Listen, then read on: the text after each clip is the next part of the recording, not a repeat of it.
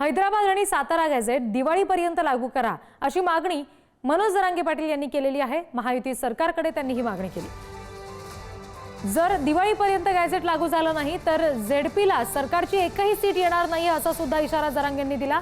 दिवाळीपूर्वी Hyderabad gadget लागू करा असं म्हणणं ही अतिशयोक्ती आहे असं या सगळ्यावर टीका करताना राष्ट्रीय ओबीसी महासंघाचे अध्यक्ष डॉक्टर तायवाडे यांनी म्हटलंय।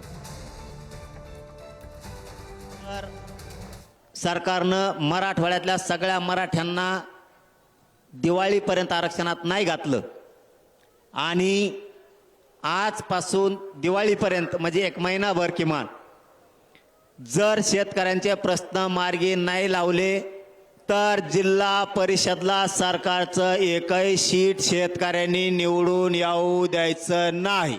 मला हेच तर कळत नाही ना, म्हणजे कसं आहे की आपण बघा ज्या दिवशी उपोषण सोडलं त्या दिवशीपासून आजपर्यंत ते सांगत आहे की हैदराबाद गॅजेट लागू झालं।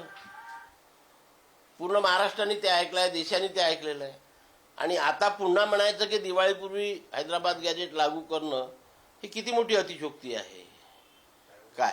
आणि त्याच्यामुळे त्यांना ॲक्च्युअल काय म्हणायचं आहे हेच आपल्याला कळत नाही की एकदा एका बाजूला म्हणायचं की लागू झालं नंतर म्हणायचं की लागू करा।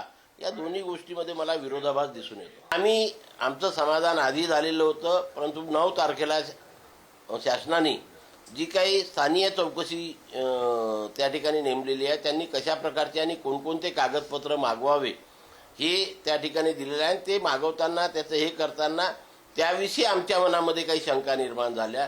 त्याचं 12 तारखेलाच आम्ही शासनाला आणि मुख्यमंत्र्याला पत्र देऊन स्पष्टीकरण मागितलेलं आहे। त्या स्पष्टीकरणांची पुनरावृत्ती आज सुद्धा आम्ही करणार आहोत की याविषयी आमच्या मनात ज्या शंका आहेत त्या आपण दूर कराव्या आणि त्या जर दूर झाल्या तर नक्कीच आम्ही आधी पण समाधानी होतो, आज पण समाधानी आहे आणि उद्या पण समाधानी राहणार आहे।